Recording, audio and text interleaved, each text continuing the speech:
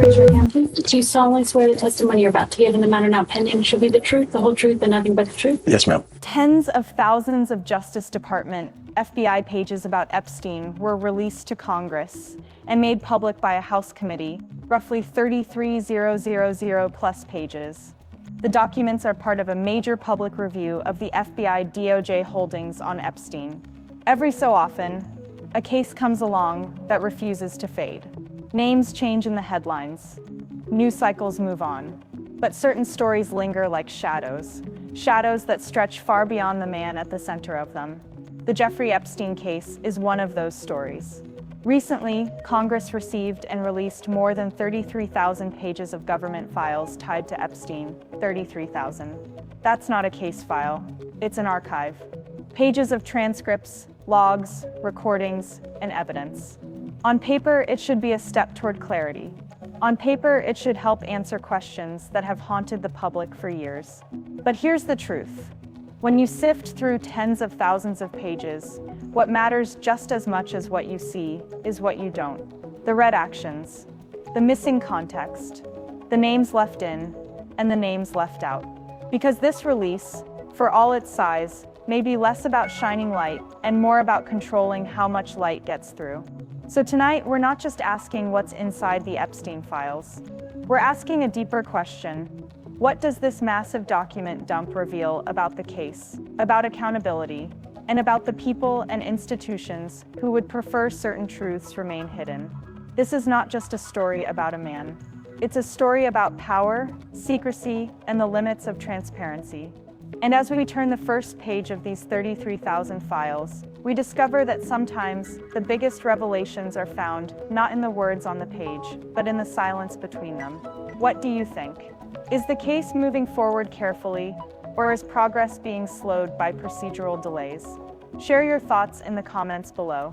To stay updated on every development, subscribe now and turn on notifications so you stay informed as new updates become available. This is Detective Max, and together, we will stay on top of the facts. When the House Oversight Committee announced that it was making the Epstein records public, it wasn't just a procedural move, it was a historic moment. For years, there have been whispers of sealed documents, withheld evidence, and government files locked away from the public eye. Now, in one sweeping release, more than 33,000 pages were placed on the table. These pages were handed over by the Department of Justice, but not without conditions. Sensitive material was redacted. The names of victims were protected. Any content connected to child abuse was removed entirely. Those safeguards are not only legal requirements, they're moral ones. But even with those redactions, the sheer size of this release makes it the largest Epstein file dump ever seen. It's not a handful of reports or a few court transcripts. It's an ocean of documents, flight logs, testimony, case filings, and investigative notes spanning years. And yet, for all its size, one question immediately emerged. Would this massive release truly bring new answers, or would it simply flood the public with more of the same, documents we've already seen, packaged as something new? The scale is undeniable, but the substance that remains up for debate. So what exactly is inside these 33,000 pages? At first glance, it looks like a wide sweep of records, fragments of Epstein's world preserved on paper. Among the most talked about are the flight logs, covering years from 2000 to 2014. They show who traveled on Epstein's planes, how often, and to where. Some of the names are already well known. Others are less familiar, but the logs alone do not tell us why each passenger was there, or what their connection truly was. The files also contain court transcripts and prior filings, documents from legal battles that stretched across years. Many of these were already public in one form or another, but now they appear together in one massive archive, giving a broader picture of how the Epstein case wound its way through the justice system.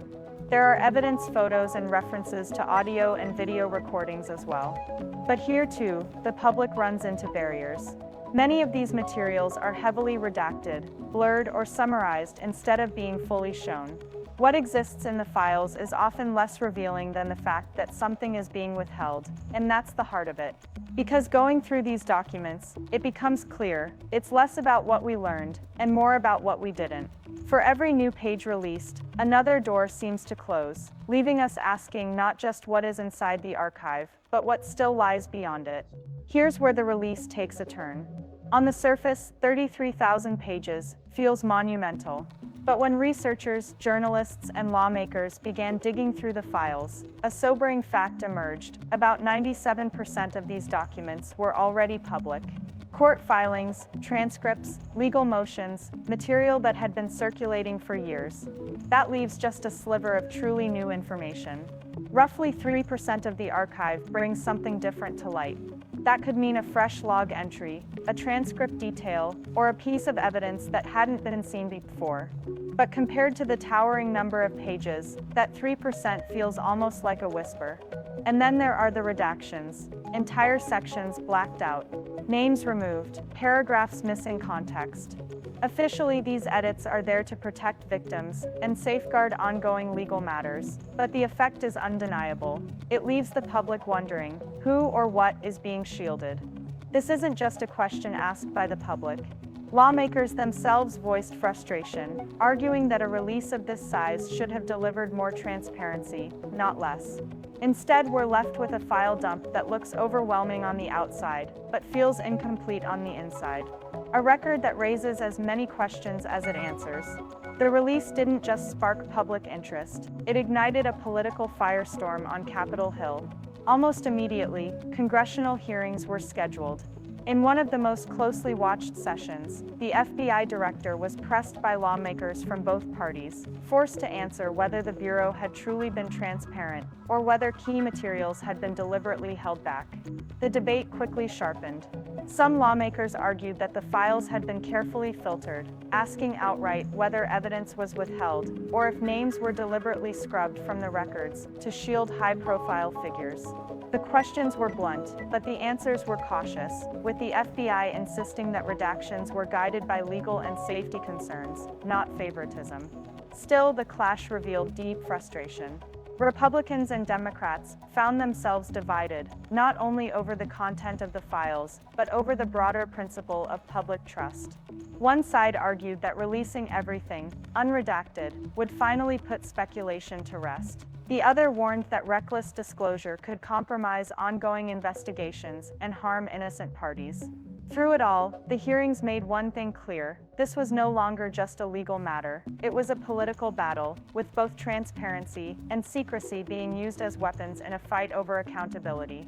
And as the questioning dragged on, one realization came into focus. The controversy around Epstein's files wasn't ending with this release, it was only just beginning. Beyond the document release, the Epstein case continues to ripple through the courts. Ghislaine Maxwell, already convicted and serving a lengthy sentence, is pressing forward with her appeals. Her legal team argues that she was selectively prosecuted, insisting that others who were part of Epstein's inner circle have not faced the same level of accountability. Whether those claims gain traction or not, they keep the case alive in the legal system, long after Epstein's death. At the same time, victims and survivors continue to speak out. For many, the release of thousands of pages doesn't feel like closure. Instead, it feels like confirmation of what they have said for years, that Epstein's network was far-reaching, that powerful figures moved in and out of his world, and that the system has yet to fully deliver justice. And the files themselves echo that sentiment. They show just how wide Epstein's connections stretched through business, politics, and society. Yet despite the reach, accountability has remained narrow. Maxwell stands as the highest profile conviction connected to Epstein, but for many that is not enough. In the end, these files don't just reopen old questions, they reinforce a painful truth: justice so far has been partial. And for the victims, partial justice is no justice at all. For all the attention surrounding this massive release, it's often the missing pieces that stand out the most. Take, for example, Epstein's so-called Black Book, a contact list that has long been rumored to hold the names of associates, visitors, and business connections. In the files released to Congress, portions Portions of this list appear, but it remains only partly confirmed. Pages are redacted, names are blurred, and entire sections are absent. Equally striking is what we still haven't seen. No unredacted list of alleged associates has been made public. For years, speculation has swirled about who was connected to Epstein's world and in what capacity. But without a full, uncensored record, the lines between fact and rumor remain blurred. Then there are the investigative notes, internal FBI and DOJ records that might provide insight into how Epstein operated, who knew what and when. Many of these notes remain classified or withheld, leaving major gaps in the timeline of accountability. And that raises a larger question. Is this document release an act of true transparency, or is it a carefully managed disclosure designed to satisfy public pressure without revealing the full story? 33,000 pages suggest openness, but the silences within them may speak louder than the words. In the end, this release of 33,000 pages doesn't close the Epstein case, it stretches it further. On one hand, it is the largest archive of Epstein-related files ever made public, a trove that confirms just how far-reaching the story truly is. On the other hand, it is a reminder of how much remains hidden. For the victims, these pages are not just documents. They are echoes of experiences that still demand recognition and justice. For lawmakers, they are a battleground between secrecy and transparency. And for the public, they are a puzzle, thousands of pieces that even when assembled, still leave the full picture incomplete. The truth is, these files show us not only the scope of Epstein's world, but also the limits of accountability. They reveal the tension between disclosure and concealment, between what we're allowed to know and what remains behind black bars of redaction. So the question now falls to us, is this release the beginning of real transparency, or the end of it? Will we ever see the unredacted truth, or has this case been locked away in fragments and shadows, leaving history to speculate forever?